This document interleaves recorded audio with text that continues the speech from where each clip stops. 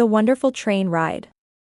This is a story, set in the 1950s, about two young children who, on their own, ride the train from New York City to Los Angeles via Chicago, to return to their parents after a visit with their Aunt Mary, who sees them onto the train in New York. During the trip, they learn a lot about railroads and the people who run them and serve the passengers. And now, if you're sitting comfortably, here is the story. Bill and Kay looked excitedly around the big railroad station in New York City. Their Aunt Mary was with them. They were going on a long train ride across the United States. "Your train is on track 5, said Aunt Mary.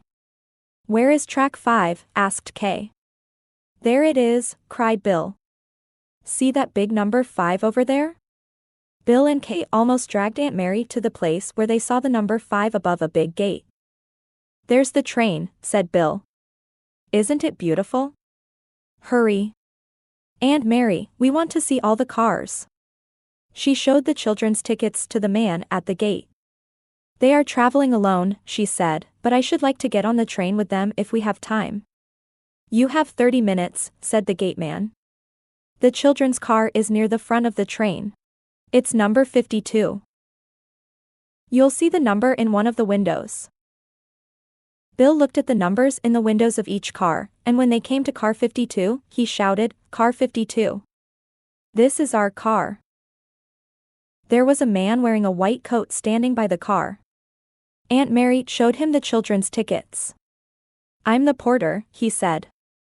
"I'll take good care of them." He took the children's suitcases.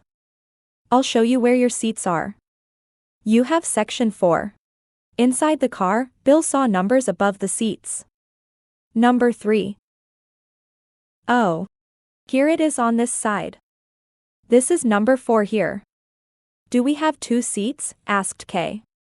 "Yes," said the porter. "One seat for the young lady, and one for the young man." "Oh, Mr. Porter," said Kay, "what is this little button on the wall?" "That button rings a bell," said the porter. "If you want me, just push that button. You may push it now if you want to. You can hear the bell ring." Kay pushed the button. Bill pushed the button. They both laughed. "Oh, that will be fun," said Kay. "I'm sure we will want to call you." "May we see the rest of the train?" asked Bill. "Yes," said the porter. "However, I must stay here with my car, but you may walk through the train." Aunt Mary took the children through the other cars. Some of them were like the one in which Bill and Kay were to ride. One was a dining car with many tables covered with white tablecloths, and one was divided into little rooms. When they came to the last car, they saw many big chairs like those Aunt Mary had in her living room. "This is the lounge car," said Aunt Mary. "This is where people come when they wish to read or when they are tired of sitting in their own car. It's also an observation car. You can see everything you pass because of the big windows. Now we must go back to the car in which you are riding." When they got back to their section of the car, they saw their porter. "Here we are again," said Bill to the porter. "Fine," smiled the porter. "This is going to be your home all the way to California. This car is called a coast-to-coast sleeper. It goes from the Atlantic coast to the Pacific coast, all the way across the United States." "We haven't seen the engine yet," said Bill. "What kind of an engine is on this train?" "It's an electric engine," said the porter. "You have enough time to go out and see it." So the children and Aunt Mary went to the front of the train where they saw a big black engine. "This is not the streamlined engine," said the engineer. "This is an electric engine. It pulls your train out of the city. Then a streamlined engine will take the train to Chicago. An electric engine makes no smoke. We use electric engines going into and out of New York City." Just then the conductor came up to the engineer and asked, "What's your time, Joe?" The engineer took out his watch and told the conductor the time. "That is exactly right," said the conductor. "Didn't you know what time it is?" asked Bill. "Yes, I do," said the conductor, but the conductor of a train must always compare his watch with the watch of the engineer before leaving on a trip. "Now we are sure we both have the same correct time. Trains, you know, run by the clock. We must not leave the station until the exact time that the schedule calls for. We must try to arrive at each station at the time we are supposed to be there. Trains run according to schedule. Then people always know when a train is leaving or arriving and can arrange their plans accordingly. Does the engineer start the engine when his watch shows him that it is time to leave? Asked Bill. No, he's not allowed to do that, said the conductor. He must wait until he sees my high ball. What's a high ball? Asked Kay. A high ball is when I hold my hand high in the air when we are ready for the train to start. Then the engineer knows that the passengers are all aboard. I think you should get back to your car now. We will be leaving in a few minutes. Look out of the window and you will see me give the high ball sign. The children hurried back to car 52. They kissed Aunt Mary goodbye. We must get into our seats right away, said Bill. The train is going to start. All right, said Aunt Mary. Give my love to Mother and Daddy. The children pressed their faces against the window. Aunt Mary waved. The conductor smiled at them. He was standing on the station platform near car 52. He had his watch in his hand. He looked at it, and soon he raised his left arm. All aboard, he called. High ball, said Bill and Kay. They waved to Aunt Mary. Soon they were out of the station. Before long they came to the Hudson River. The train rushed along beside it. Oh, the train is stopping, said Kay after a while. I wonder what is the matter. The porter was passing down the aisle. Mr. Porter, asked Bill, is this where the streamlined engine takes our train? Yes, sir, said the porter. In a few minutes, we will go around a curve. If you look out of the window then, you can see the engine up ahead. Bill and Kay were looking at some fishing boats in the river when the porter came back. We are coming to the big curve, he said. You will soon see our streamlined engine. Oh, there it is, cried Kay. I see the front of it. My, it's a big one. Now we can see it all, said Bill. It has to be a big engine to pull this long train. Here comes your friend, the conductor, said the porter. He will take your tickets now. Bill gave the tickets to the conductor. The conductor looked at them. You are taking a long trip. May I ask why are you going to Los Angeles? Yes. Our father and mother are there, said Bill. There was another man at the back of the conductor, and the conductor handed him one of the tickets. This is the Pullman conductor, he said. He takes the tickets for Section 4. Now you may be sure that no one else will sit in these seats. I hope you have a pleasant trip. Thanks, I know we shall, said Kay.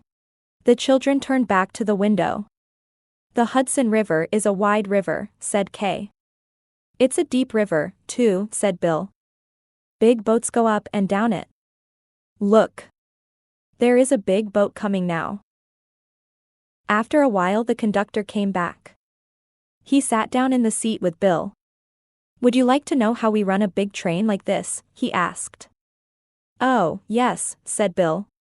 Someday I may be a conductor or an engineer. Well, there are two men on the engine, said the conductor. One is the engineer. The other is the fireman. There are two brakemen and a conductor who ride in the passenger cars. One brakeman rides at the front of the train and is called the head brakeman. The other rides at the rear of the train and is called the rear brakeman. The conductor is the boss of the train. And the conductor collects the tickets, said Bill. Yes, smiled the conductor. Then there are 2 men in the baggage car and 10 men in the mail car. There are 6 waiters and 4 cooks in the dining car. The dining car is in the charge of a man who is called a steward. There are also 10 porters on this train and a Pullman conductor. That makes 39 men that work on this one train. What does the fireman do? Asked Kay. The fireman must see that the fire is burning in the boiler and that there is enough steam to run the engine. He also helps the engineer to watch the track ahead. When we stop, the rear brake man must get off the train and walk back along the tracks with a red flag. If he sees a train coming, he must wave the red flag to stop it. At night he waves a red lantern. Soon, a man dressed in a white apron and a white coat came into the car. He had a chime in his hand and he rang it. Bill and Kay looked at him. "Dinner is served. The dining car is 4 cars to the rear," he called. "I think it's time to eat," said Kay. "Shall we go now?" "I think we'd better ring the bell first," said Bill. So Bill pushed the button. After a few minutes, the porter arrived. "We want to go to dinner, please," stated Bill. "Come with me, young lady," said the porter. "I'll show you where you can wash your hands." He took Kay to the women's washroom at one end of the car and let her in. When he returned, he took Bill to the men's washroom at the other end of the car.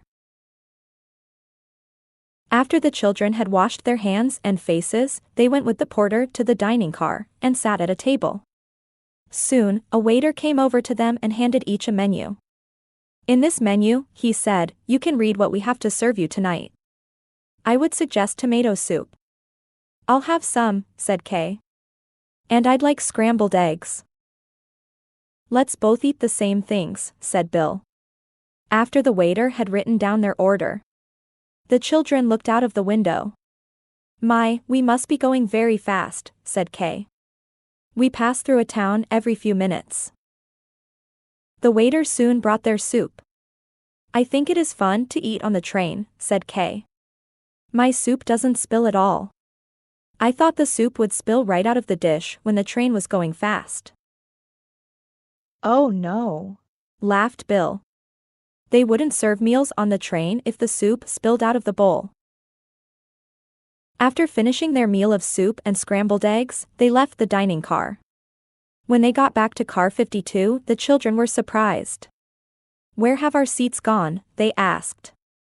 "While you were in the dining car, I made up your beds," said the porter. "The same number is on the curtain in front of your beds as is above the seats. Your beds are inside. On a train we call this place a berth." "Number 4, said Bill, "here's our place." He pulled the curtains aside. "Oh, look," said Kay. "We have beautiful white sheets." She sat down on the bed. "Our seats have been made into a soft, soft bed." "Look up there," said Bill. "There is another bed above this one." "Mr. Porter, how did you make that so quickly?" "The upper berth folds up in the daytime. The bed is inside," said the porter. "The young lady will sleep in the lower berth, and the young man in the upper berth. Here is a ladder. Climb up the ladder and get into your berth. When you get inside, you'll find your suitcase there. You can open it and find your pajamas. Then—" "Oh, look here, Mr. Porter," interrupted Kay. "There is a little hammock in my berth. It looks like a doll hammock. But I didn't bring my doll with me." "That's for your clothes," said the porter. "Put your clothes there when you take them off to put on your pajamas." "Do we have to undress while sitting in the berth?" "Yes," said the porter. "You must learn how to change clothes sitting in the berth. These curtains can be buttoned. Do you see the buttons here? Close the curtains and button them. Then you can put on your pajamas and go to sleep." "Good night, Bill," said Kay. "This will be our first night on the sleeper. I hope you sleep well." "I'm sure I will," said Bill. "Good night." When Bill and Kay woke up the next morning, they put their pajamas into their suitcases and put on their clothes. Then they rang the bell for the porter, who brought the ladder for Bill. "We'll be in Chicago before long," said the porter. "That's good," said Bill. "We'll be able to see our Uncle Henry. He is going to meet us. He works in another of the railroad stations in Chicago." When the train rolled into the station in Chicago, the children looked out of the window, and there, standing on the platform, was Uncle Henry. He waved his hand at them. They waved back. When the train stopped, they ran to the end of the car and jumped into Uncle Henry's arms. "Oh, we had the most wonderful ride from New York," said Kay. "I'm sure you did," said Uncle Henry. "Now I'll go back into the car with you, because this car is going to be taken over to my station, and it will be made a part of another train that will take you on to California." It was not long until the car began to move again. An engine took it to the station where Uncle Henry worked. There it was attached to the California train. "Uncle Henry," said Bill, "when we were coming over to this station, I saw some colored lights above the track." "What are they for?" "Those are signal lights," said Uncle Henry. "We call them block signals. The engineer knows that he must stop when the light is red over his track. When the light is yellow, he knows that he must slow down and be ready to stop as soon as he comes to a red light. When the light is green, he knows that he may proceed, because the track is clear. There are block signals like this all the way to California. You passed many of them on the way from New York. They make your train ride a safe ride." Uncle Henry then asked, "Would you like to see the engine on this train? It's a different kind of engine from the one that you rode from New York. That engine burnt coal. This engine burns oil, and it's called a diesel engine. The diesel engine generates electricity, and that is what runs the train." "We'd love to see the engine," said Bill. "May we get inside it?" "Yes," said Uncle Henry. When they came to the engine, Uncle Henry waved his hand at the engineer and said, "Hello, Bob. These children want to see your engine." "Boost them up," said the engineer, so Uncle Henry helped the children up into the cab. Bill asked, "How do you make the train start?" "Come over here," said the engineer. They went to the front of the engine and the engineer sat down in his seat. There were several instruments in front of him which looked something like clocks. Some of them had only one hand, some of them had two. Kay asked, "What are those for?" The engineer pointed to them one at a time. "This one shows how fast the train is going, this one shows the oil pressure in the engine, this one shows the temperature of the water, and this one shows the temperature inside the different cars." Bill then asked, "What are these levers for?" "This is for the loud whistle we use in the country, this is for a softer whistle we use in the city, this one starts the windshield wiper, this one is for when we need to drop sand onto the track whenever the track is slippery, and this is the throttle which starts and stops the train. While the train is moving, I must keep my foot on this pedal on the floor. If I took it off, the train would stop. Even if you didn't move the throttle back?" "Yes," said the engineer. "This is what is called a dead man control.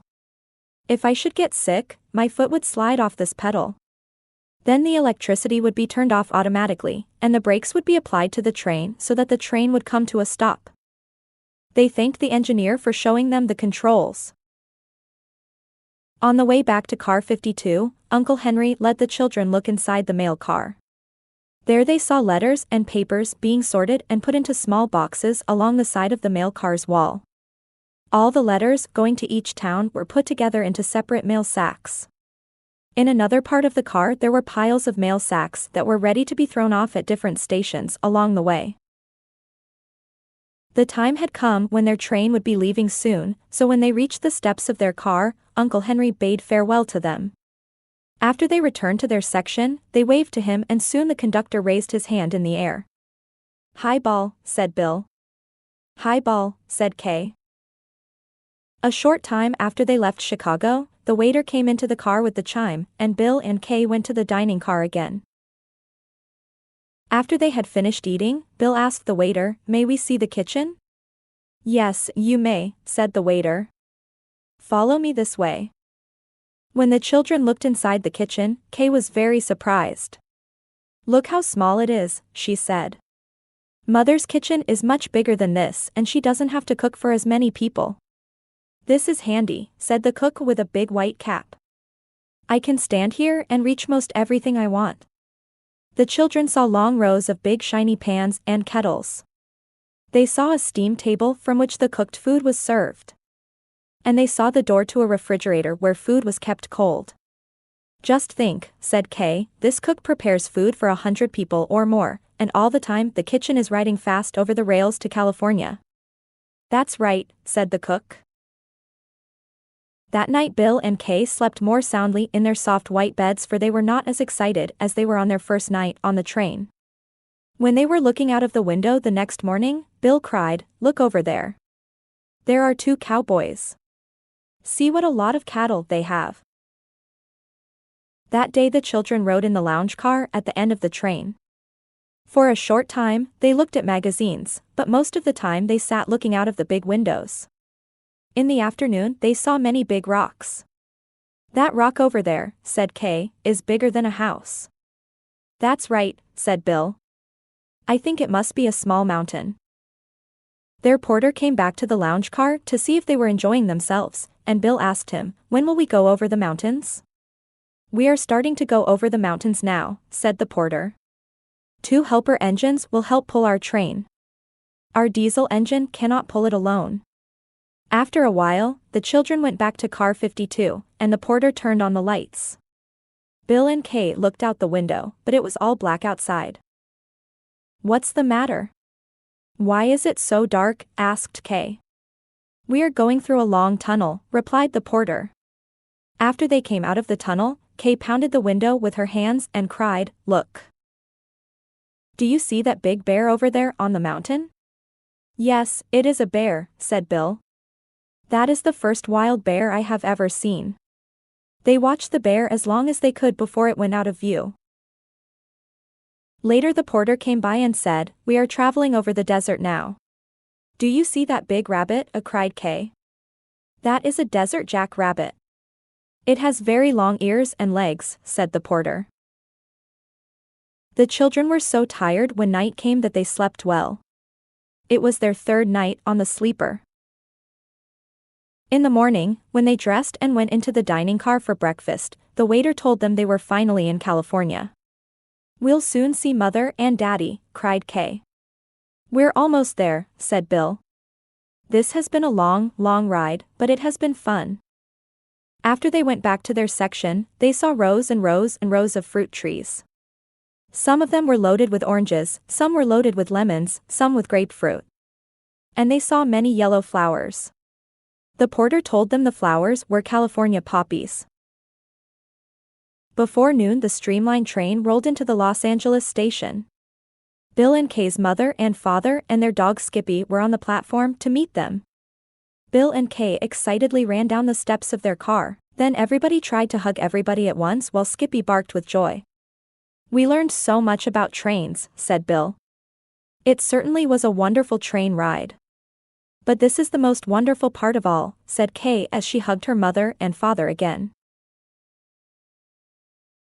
The end. If you enjoyed this story, please like and subscribe to my channel. Thank you.